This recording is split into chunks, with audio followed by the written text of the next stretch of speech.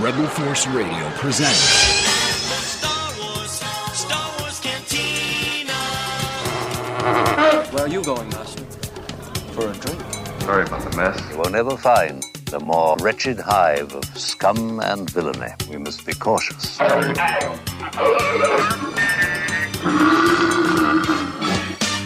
Hello, Jimmy and Mac. How's it going? Good, pal. How are you? He's Hollywood's best-dressed comedian. You probably know him from Whose Line Is It Anyway? And Star Wars fans know him as one half of the podrace announcer duo, Fode and Bede from the Phantom Menace. He's Greg Proops. How's it going, Greg? Thanks, Jimmy. Everything's going real well, man. Where are you right now? I'm driving down the road in beautiful Century City, California, which is Hollywood adjacent.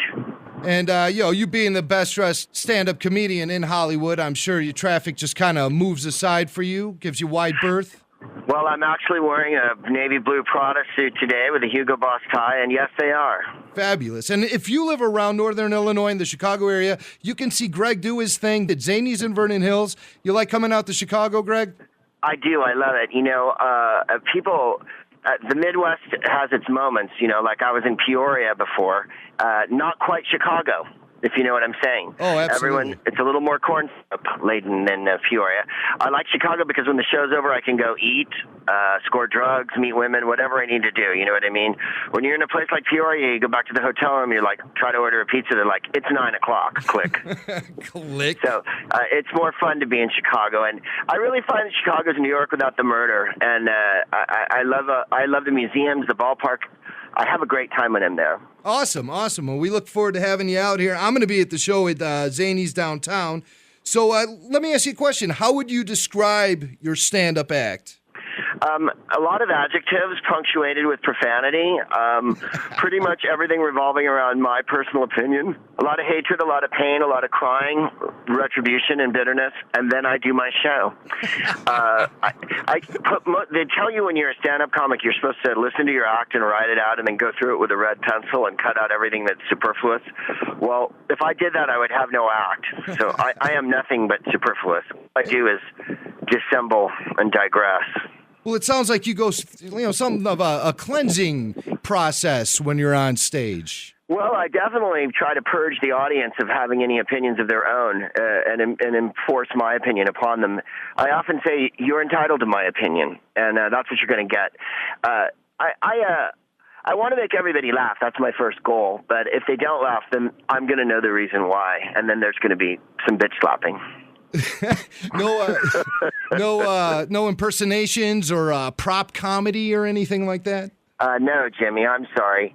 I only do one impression, and it's Jeremy Irons, and nobody knows who Jeremy Irons is, so it doesn't really work that well. Not one, usually when people are doing impersonations, you get your Clint Eastwood, your Harry Carey, but Jeremy Irons... Right. Christopher Walken, no. I do Jeremy Irons, not the most popular impression in the world. No, and no props. Props, as a old friend said to me in San Francisco, props are the death of wit. So, okay, Jeremy Irons, you're definitely, in a category of your own there, so... Nobody requests it, and then when they do request it, nobody gets it. Yeah, it makes it thin on the ground for popularity. But you're much better off doing Columbo still. But it makes you bulletproof as far as critics go. Right, because who can gainsay me? He sounded just like Jeremy Irons. I don't know who that is. It's like doing an impression of dead presidents, God, he sounded just like Chester Arthur.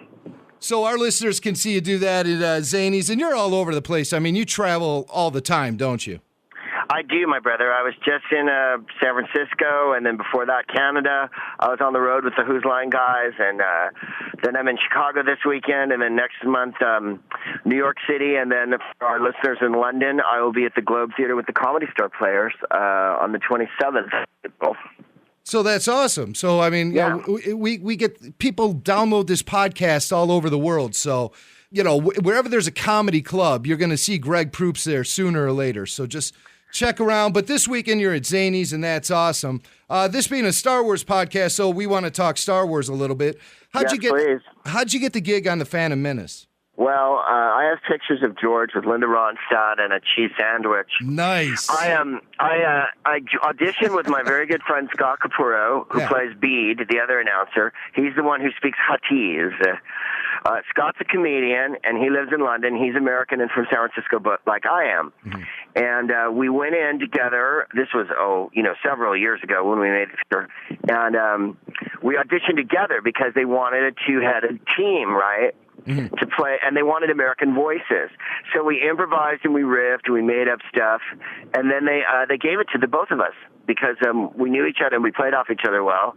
Then we did all of it in English, and later they made Scott go in and loop his part in Huttese, which when I finally saw the movie, I was surprised because I didn't realize that he was not speaking English. Right. And so that is Scott doing the actual Huttese voice. Oh, yeah, no, that's him going on. Nothing you'd be doing no job on all that. And we shot at Leavesden Studios outside of London, and they had just finished shooting GoldenEye, that Bond picture. Right. And nobody was on the lot that day. I think Frank Oz was doing second unit stuff with Ewan. We met Ewan. And then George Lucas directed us, and he couldn't have been nicer. There's hundreds of people standing around, all this crew and tech and everything, and we would do a take, and then George would come up to us and go, so, you want to do it again? And I go, okay, George, and then we do it again. He's low-key as can be. Yeah. So you did take a lot of direction from George. Is there anything you learned about him that you didn't know before you were in episode 1? Like any kind of preconceived notions you had of George that might have been wiped out by actually working with the guy? Well, no. I mean, I knew, I'm from the Bay Area, and George is from Modesto, and he's lived in, Marin forever and ever and ever outside of San Francisco. So I knew that he was a low-key, nice person. But to see him standing there with all that money on the line and all those people standing around, and he was acting like he was in his living room serving you cheese, you know what I mean? Yeah, right. Yeah, he couldn't have been more relaxed and affable and genial. And so I didn't expect him to be a bombastic, screamy director type. No. But I was kind of unprepared for how disarming and lovable he was. Right. Just real laid back. And we've heard that from a lot of people. He's not one of these people who walks out of the set and like, God damn it, what's up? He was like, hey, how's it going? Yeah. No Christian Bale scenes from him or anything, right? No, I was pulling those. Right. I will tell you something, Jimmy, that I think your Star Wars fans, your listeners will appreciate.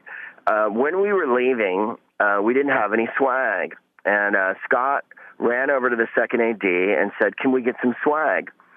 So this fellow ran away and came back, and we both got polar fleeces that say Episode 1. Ooh. And as a Star Wars fan, I know you will know the significance of that. When I explain it to other people, they're like, well, who cares? I'm like, well, you see, the movie wasn't called Episode 1. It was called The Phantom Menace. But there was no name on the picture when we got the fleeces. Right. I think the name was probably still up in the air at that point. Yep. So it's like having a Revenge of the Jedi shirt. You know what I mean? Yeah. Well, anything that the crew gets to have, that becomes real collectible, and people want it because you can't just go out to a store and buy that stuff. No, I don't think there's very many of those, and I'm off. And they never put them on sale. So my fleece says Episode 1, and that's my one big souvenir from doing Star Wars. Huh? Now I thought you would have said maybe you took like some of those prosthetics they had glued to your forehead and stuff. They didn't let us have any of those. We shot for hours and hours. I mean, we were made up for hours and hours. We had to go into the mall shop and have what they call a life mask done and all that, right? Mm-hmm. Or a death mask if you prefer. Right. And then the model makers went out and built these giant heads for Scott and I. And then they CGI'd them right off in the movie. They didn't even use them. But you can see photos of us, I think, on backstage stuff. I'm green and he's red. And we have giant headphones on, which we don't in the movie, I don't think. So those, I don't know what happened to those. I do know this. The model makers had Uma Thurman in, they had Uma Thurman in the week before because she was doing the Avengers. Ah. And the model makers had her in down to her underwear to make her the bodysuit, the cat suit for her Emma Peel. So they were still vibrating with excitement when we got them. Right. Yeah, after that project, Yeah. I'm sorry, but, some comedians come walking in. Might be a little bit of a letdown, Well, yeah, it was a bummer for them, but they couldn't stop talking about Uma, and, because she's 7 feet tall, and they had her in her underwear for hours because they had to wrap her body in, that junk that they put on you. Right. So did you see her body cast? I mean, that would be like seeing her naked. I didn't, actually, but I'm sure the model makers were intimately acquainted with it. I don't know. I don't want to know how much, though. Me neither. So you were in the makeup, you were in front of the blue screen, and then you went and saw the movie, and you had been replaced by CGI. Did you know that before you saw the film? No, or? I didn't know that, and it was a surprise. And but Lucas uses so much CGI that it didn't shock me. I just thought that our makeup was really cute, although you could kind of see that it was us. Even with tons of makeup on, you could actually see our faces. You know what I mean? Mm-hmm, A little bit of our features came through, and I think they wanted to go more alien. Because the final ones are pretty weird looking. Yeah. They have like tiny little heads, Yeah, no doubt. And Hasbro actually marketed a version of Fode and Bead that was more consistent with your likeness from the blue screen work than what eventually was on the screen. Have you ever seen that figure? I do. I have it. Someone sent it to me, and I have it somewhere in a drawer. I also have the baseball card, or what do they call them, trading cards, And, right.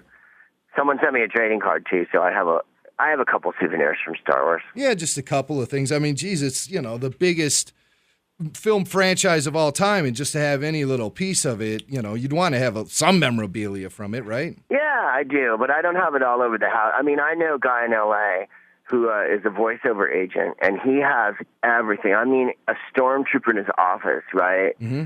And he's got one of those posters from the first picture that has everyone in all the pictures, including Peter Cushing, Alec Guinness, everybody's autograph, like crazy, Yeah, I know. So he had me sign that, but like this guy's like got insane amount of stuff everywhere, all over.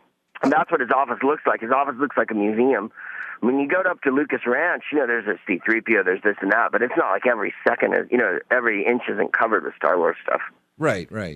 This guy has more than Lucas has, Right. Yeah. Well, collectors are very into it, I mean, I collect a little myself, and I'm very into it. And just, some of the stuff you're describing.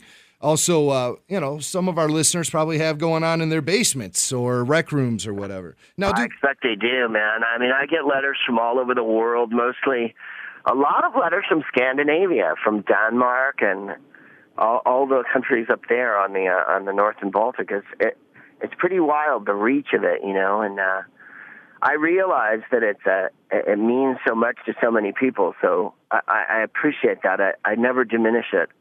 Because, when I was a little kid, I loved Star Trek more than anything on Earth, so I can understand loving something like that. Are you looking forward to the new movie that's coming out in May? Well, I'll probably see it, but, I love William Shatner and Leonard Nimoy, so it's going to be a tough adjustment, because I'm old enough to remember when the first Star Trek show, I was a little kid, and my dad used to let me stay up and watch it. So, cool. And I had the model, of the Enterprise that I poorly put together, and we had Star Trek tracer guns that we used to fight with all the time when we were little. They shot these plastic discs, and we'd shoot each other in the eye with them and stuff. And, I go way back on that one. Star Wars came out when I was in high school. So my recollection is me and my friend Leon got very stoned and drove to the Century 21 Theater, which was a giant dome in San Jose, because it had the surround sound, and awesome. 35 millimeter, the whole enchilada, right? It was the full experience. Yeah, you guys are just sitting there, whoa! Yeah, so, because it was, but I, like I say, I was a teenager, so I was a slightly older, you know what I mean? When Star Trek came out, I think I was 6 or 7. Yeah. So I was a little more susceptible to the toys. Right, exactly. You were in their wheelhouse. Now, when people meet you, and how do they react when they learn you were in Star Wars? Well, most people are excited. I mean, there's two, as you know, Jimmy, there's two types of people in the world: people who love Star Wars and people who've never heard of Star Wars. Right. And the people who've never heard of it are like, oh, that's great. They've heard of it, kind of. The people that love it are like, blown out, and then, oh my God, which one were you? And then you go, well, I remember the pod race and whatnot, and they're like, oh, right, so that's very exciting. I like that. I've also been lucky to be in a couple of other things that people like. I was in The Nightmare Before Christmas, and I did a few voices in that. Mm-hmm. And that also, I had no idea when we did Nightmare Before Christmas that was going to turn into kind of a cult classic of all time, you know what I mean? Oh, yeah. I thought they'd show it, and it would just die and go away, whatever, it's a cartoon. But, wow, every year there's calendars, and people, they show it all the time, and, from Halloween to Christmas, basically. Sometimes they show it here in LA at the El Capitan Theater with, re-show it on the big screen and everything. And I just, that was very exciting too, to be in something that sticks around. And then I meet people who are 10, 15, 20 years younger than me, who that's like their favorite movie. Oh, yeah. You know what I mean? Yeah. Like they go, Nightmare Before Christmas. Oh my God, I watch it all the time. And you think, really? Because for me, it was just something I did and I really loved doing it. But then you never quite know what's going to go forever. Like Whose Line we used to do every year and think, this is going to be over, right? Mm-hmm. And then we ended up doing it 14 years. So unbelievable. Wow, that show was around for that long. Yeah, we did it for 10 years in England and then 4 years in America. Oh, okay. Cool. Okay, so I see. I didn't realize it was such a huge hit in England for so long. Yeah, no, it was on simultaneously in America and England for ages. So that's why you were out in England and answered the call for episode 1, right? I was playing Edinburgh Festival because I was living in London at the time, and Scott had just come over, and he was doing Edinburgh Festival too. And that's where the agent came up to us. We were doing a gig in a club in Edinburgh in a venue, and she said, "Do you guys want to come and read for Star Wars when you come back?" And we said, "Hell yes, we do." Hell yeah. Right place at the right time for sure. Exactly. They needed American voices, and they shot the whole picture he shoots on location. He doesn't shoot in the States. Right. It's over in London and wherever, Tunisia, wherever they shoot. Right. It's never in the United States. Mm-hmm, mm-hmm. Now, do you ever get invited to sign autographs at like a Star Wars convention or anything like that? I have now and again, but I've never done it. I want to though. So if if any of your listeners have an offer they'd like to make me, I'm certainly available to do it because I think it's good fun, and I understand why people are so devoted to it. I don't like the word geek that much because I think it insinuates something that isn't necessarily true.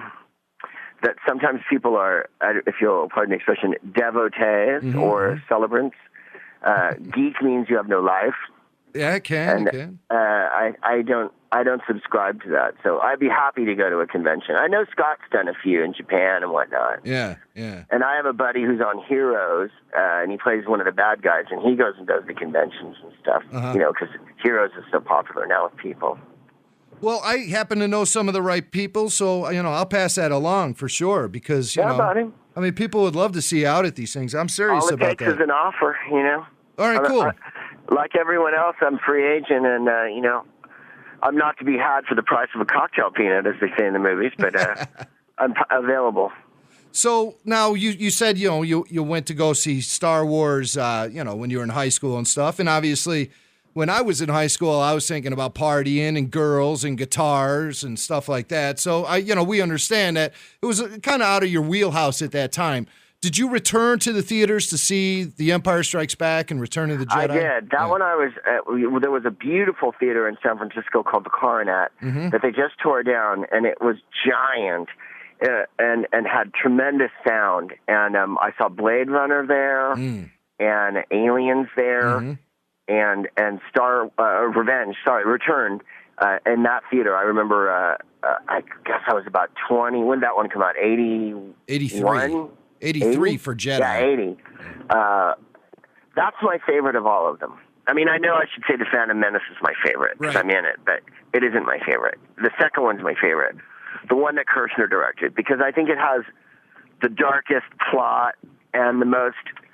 The set pieces are tremendous. The Ice Planet set piece is great, and everybody dies. It has a sad ending, and I kind of like that. Then they drag it all back in the third one, but I love the idea of Han Solo. Basically, he's out of the picture at the end of the second one, and you're like, "Oh my God," So I kind of really like the Return. I keep calling it Revenge. I like that one the best of all of them to watch. Okay, Empire Strikes Back being the second one. That's the one that cursed it. Right, the second one, which is actually the seventh one. The fifth one. Yeah, the second one, which is actually the fifth one, which is actually right. If you do the math backwards, because we're in the first one, but the first one's not the first one. Right. And then the third one is, or the fourth one is Star Wars. You need a scorecard sometimes. Yeah, and it's a little confusing. So that's your favorite Empire. Do you have a favorite character? Oh, Han, I think. Yeah. Yeah. Although I really do love Governor Tarkin in the first one. Yes. Because it's Peter Cushing. Yes. You know, And I just wish Peter Cushing could have been it. I was glad that George Lucas got Christopher Lee to do the last couple, because I really felt like he should have been in the first three. You know, I think your British horror stars of the '70s are irreplaceable. Right. I love Peter Cushing and Christopher Lee and Vincent Price and Peter Lorre, Boris Karloff. It's just a pity Karloff didn't live long enough to be in Star Wars, because he would have made a great Emperor. he would have. He would have. Absolutely. I mean, the guy who played the Emperor was fine, but like, imagine Karloff as the Emperor. You know? Yeah, or just some role for Boris would be the coolest in Star Wars. What if? You always say, what I know. If. Things have come full circle for you, because your voice is going to be featured in the TV show The Clone Wars as the character. Yeah, it's totally cool. As the character of Tal Merrick. Now, what can you tell us about Tal Merrick? Well, Tal Merrick is an evil, duplicitous, lying, cheating, conniving space type. As you know, the Clone Wars takes place in the pre-future, right? So it's not the Star Wars, it's the Phantom Menace, Revenge of the Sith era. Yeah. So, like, Obi's a lot younger, and Anakin is a kid. Yeah.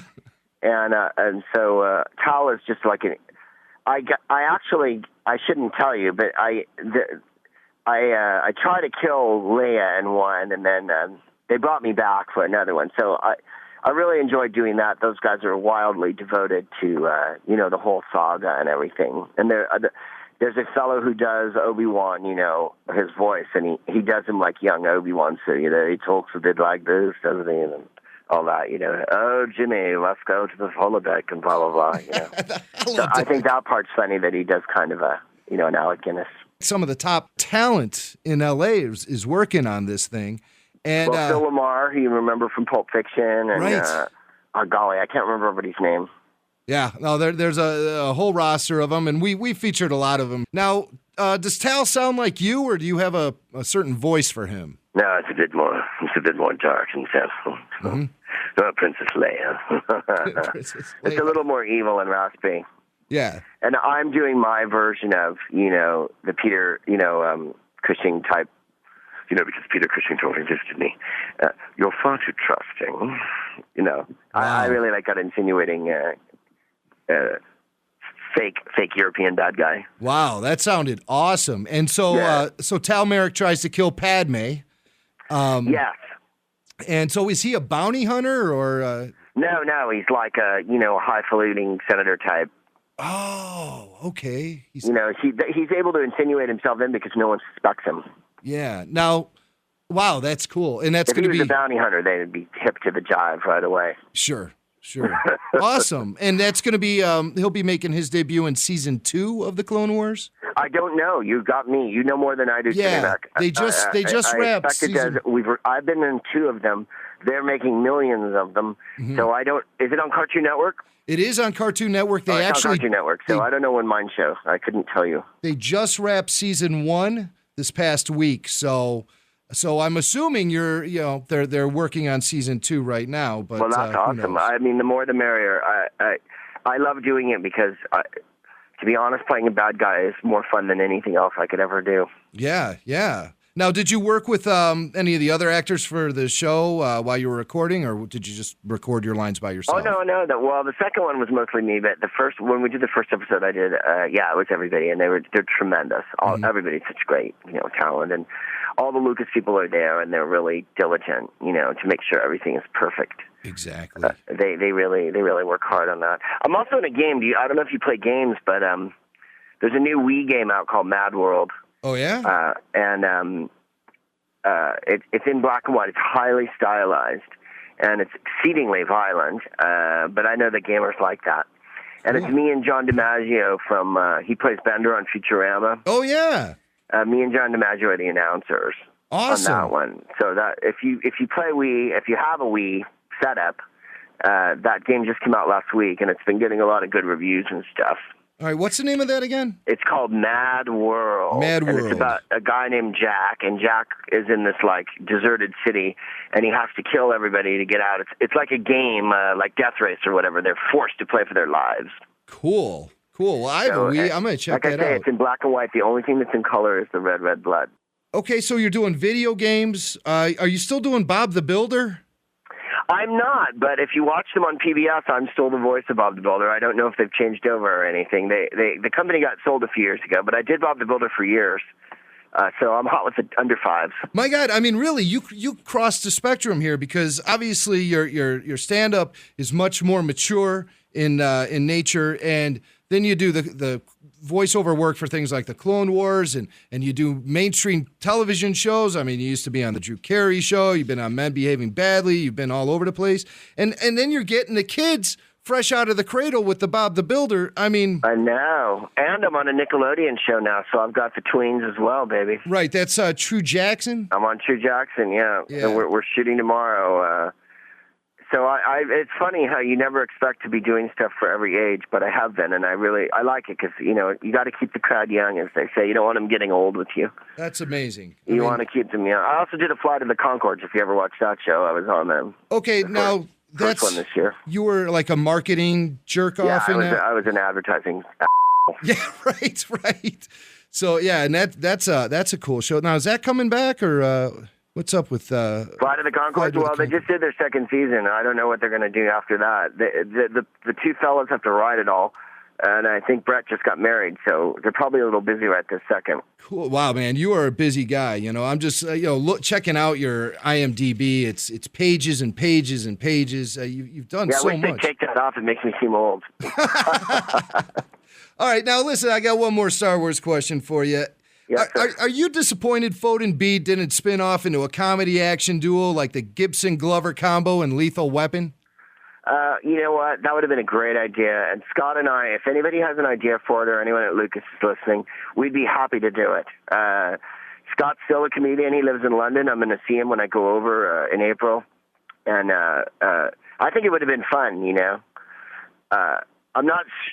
I'm not sure what you do with them, but I guess you just move them out. Since they're attached together, they always have to work together. Oh, yeah. It would be kind of difficult. We're sort of one giant slimy lizard. Greg, if people bring Star Wars memorabilia to the shows, are you going to sign it for them? Yes, sir. Of course I will, buddy. I sign free of charge. I'm happy to do it. And if you come to Vernon Hills, they got awesome cheeseburgers. Awesome cheeseburgers, awesome comedy. You'll get an autograph from Greg. Check him out on Mad World for Wii. That just came out. So much going on, Greg. I don't know how you keep track of it all, but thanks Me neither. I'm exhausted. But, you took the time out to talk to us. I can't tell you how great it was to talk to you, and I look forward to meeting you in person. Please come back and say hi, and thanks for having me on, Jimmy Mac. I appreciate it. You bet, Greg. Take care, buddy. Cheers, pal. Oh, I don't care what universe you're from. That's gotta hurt.